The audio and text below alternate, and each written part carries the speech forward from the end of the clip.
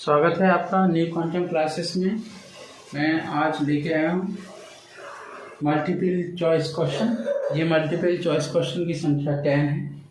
इस multiple choice question को पढ़ने के लिए आपको ज़्यादा दिमाग लगाना पड़ेगा और मैं आपको हर एक मल्टीपल चॉइस क्वेश्चन का एक्सप्लेनेशन करूँगा। इससे पहले मैं वेरी शॉर्ट क्वेश्चंस को एक्सप्लेन कर चुका हूँ, 25 वेरी शॉर्ट क्वेश्चन।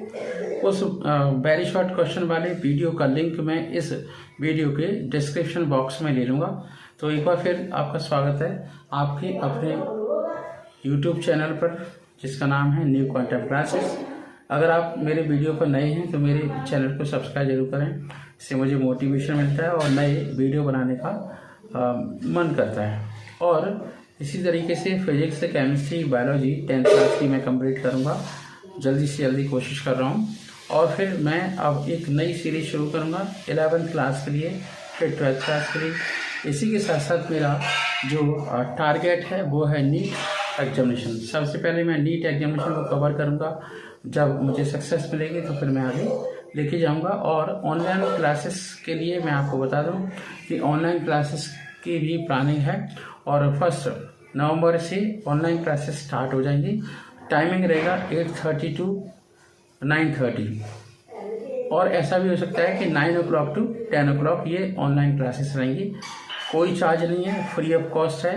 बस बच्चों के अच्छे मार्क्स आने चाहिए, यही होप है। तो स्टार्ट करते हैं नंबर 1 क्वेश्चन से। हम हर एक क्वेश्चन को पढ़ेंगे, उनके ऑप्शन भी पढ़ेंगे। फर्स्ट क्वेश्चन है, human I forms the image of an object at its, मतलब ह्यूमन आई के अंदर इमेज कहाँ पर बनती है। तो ह्यूमन आई के अंदर जो फोटोग्राफिक प्लेट होती है, कैमरा होता है, वो आपका होता है रेटिना।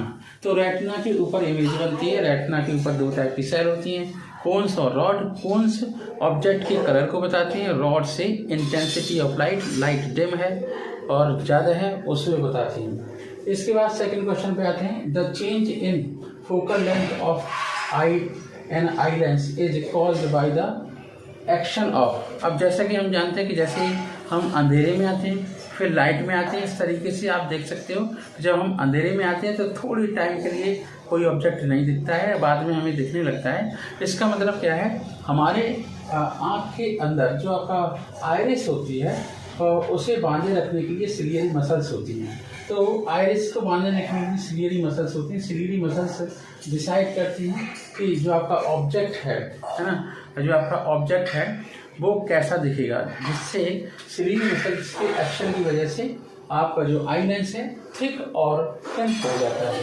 थर्ड क्वेश्चन देखते हैं, तो ऑप्शन होगा C, the least distance of distinct of vision for a young adult with a normal vision ये जवाब कितना होगा। तो जैसा कि हम जानते हैं ये 25 सेंटीमीटर होता है। डेटा याद कर लीजिए कि इसका आंसर होगा 25 सेंटीमीटर। और जो आपका डिस्टेंट ऑब्जेक्ट होता है, दूर का फार पॉइंट होता है, वो होता है आपका इनफाइनाइट।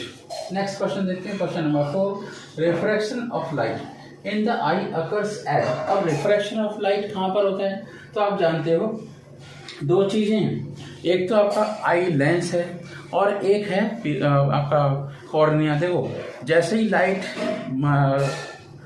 आई के अंदर जाएगी तो आई के अंदर लाइट घुसेगी कहाँ से, विंडो से, खिड़की से, दरवाजे से। तो उसी विंडो और खिड़की को कहते हैं कॉर्निया। इसका मतलब क्या है, कॉर्निया और लेंस दोनों ही बहुत बड़ा रोल प्ले करते हैं। तो आंसर डी होगा, जहाँ पर हम ऐसे भी लिख सकते हैं कॉर्निया एंड लेंस। कॉर्निया और लेंस इसके आंसर होंगे। फिर हम बात करते हैं क्वेश्चन नंबर 5 की। तो क्वेश्चन नंबर 5 पर आते हैं, which of the following control amount of light entering the eye. तो जो आपकी आइरिस होती है, आई के अंदर लाइट के अमाउंट को एंटर करने के लिए कंट्रोल करती है। दूसरा है, size of the pupil of the eye is adjusted by. Size किसके द्वारा कंट्रोल किया जाएगा, तो ये आपकी सिलियरी मसल्स होती हैं जिसके द्वारा साइज ऑफ पीपल मतलब ये हुआ कि जब हम डार्क में होंगे तो पीपल की साइज बड़ी हो जाएगी, साइज विंडो ज़्यादा हो जाएगी तो ज़्यादा लाइट एंटर करेंगी। और जब हम लाइट में होगी उस केस में जो साइज ऑफ पीपल होगी वह कैसी होगी, कम होगी, जिससे कम लाइट रेज आए। Which of the following change अगर when you walk, which of the following किस टाइप का चेंज होगा, walk out of the bright light, मतलब आप लाइट से कहाँ पर आ रहे हैं, अंधेरे में। इतनी बात समझेंगे। जब अभी मैंने लाइट से आप अंधेरे में आएंगे तो जो पीपल की साइज होगा वो बड़ा होना चाहिए, तभी तो ज़्यादा लाइट आएगी। जब तक ज़्यादा लाइट नहीं आएगी तो आपको कोई भी ऑब्जेक्ट दिखाई नहीं देगा। फिर है how does the eye change in order to focus on near और डिस्टेंट ऑब्जेक्ट। जब आप पास का कोई ऑब्जेक्ट देख रहे हैं, जैसे मैं कैमरा देख रहा हूँ, तो मेरी आई की जो कंडीशन है, मतलब चेंजेस है, eye change order to distance.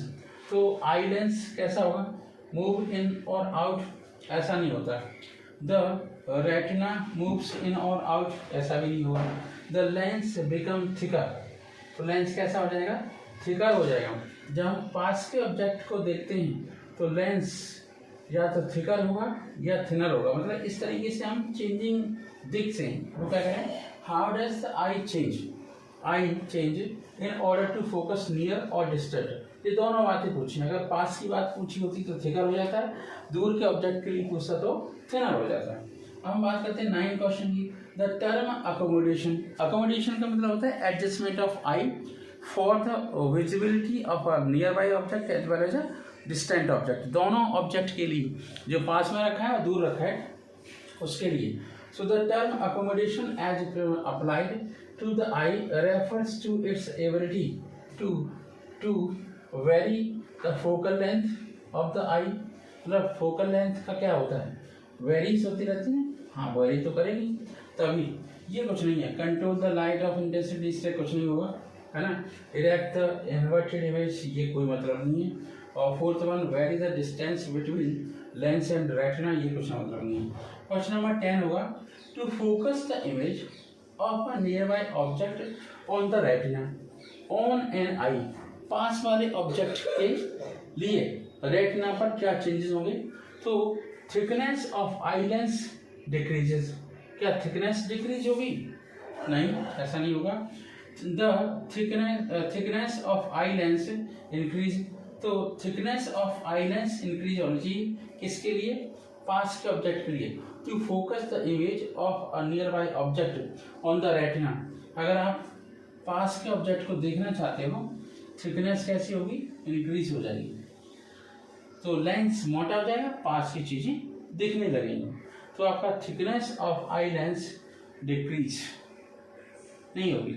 Decrease का मतलब होता है पतला होना, ठीक है। तो ये आपके 10 ऑप्शन क्वेश्चन थे और उनके एक्सप्लेनेशन। आप आई होप आपको ये सारे क्वेश्चन समझ में आए होंगे। अगर आपको और भी वीडियो देखने तो आप कमेंट बॉक्स में आप बता सकते हैं किस टाइप के मुझे वीडियो बनाने हैं। आज के लिए इतना ही।